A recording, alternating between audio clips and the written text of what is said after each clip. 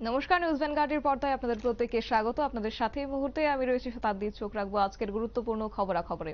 আরজিকর কাণ্ডে এবার প্রতিবাদের আজ ত্রিপুরা রাজ্যে, এবং তারই মধ্যে কার্যত দেখা গেছে ত্রিপুরা রাজ্যেও এবার প্রতিবাদ মিছিলে সামিল হচ্ছেন বিশেষ করে হত্যাকারীদের চরম শাস্তি চেয়ে।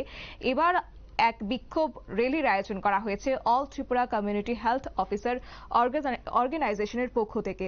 কার্যত এই বৃষ্টিবিঘ্নিত আবহাওয়াকে উপেক্ষা করেও আজ তারা প্রতিবাদে সামিল হয়েছেন এবং এক প্রকার প্লে কার্ড হাতে নিয়ে কার্যত বিক্ষোভ দেখাতে শুরু করেছে আজ রাজধানী আগরতলায়। কি রয়েছে বিস্তারিত বিষয় শুনুন।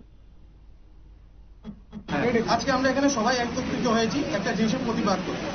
জিনিসটা আনন্দের নয়, খুবই দুঃখজনক। আমরা কিছুদিন পূর্বে শুনেছি কলকাতার যে আরজি করে লেডি ডক্টরকে জঘন্যভাবে ধর্ষণ এবং মার্ডার করা হয়েছে, এর প্রতিবাদ হিসেবে আজকে আমাদের এই সমবেত সভা এবং মিছিল। আমরা চাই অপরাধী যেন দ্রুত থেকে দ্রুততর ভাবে গ্রেপ্তার হয় এবং কঠিন থেকে কঠিনতম শাস্তি হয়, যাতে ভবিষ্যতে এরকম কাজ কেউ না করতে পারে। এবং আমরা কিছুদিন আগে এও দেখেছি উত্তরাখণ্ডে একজন স্টাফ নার্সকে অপহরণ করে তারপর ধর্ষণ ও মার্ডার করা হয়েছে। সেক্ষেত্রে আমরা সমানভাবে অপরাধীর দ্রুত শাস্তি কামনা করি। এই উদ্দেশ্যে আজকে আমাদের এই জমায়েত এবং মিছিল।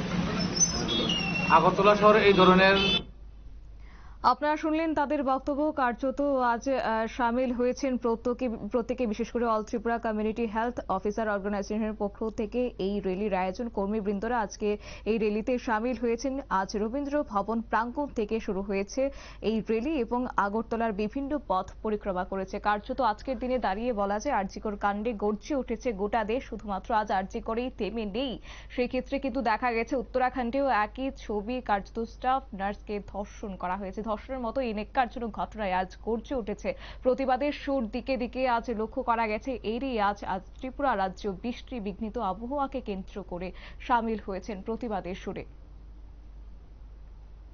নিয়ে নিচ্ছে ছোট্ট একটি বিজ্ঞাপন বিরতি, সঙ্গে থাকুন।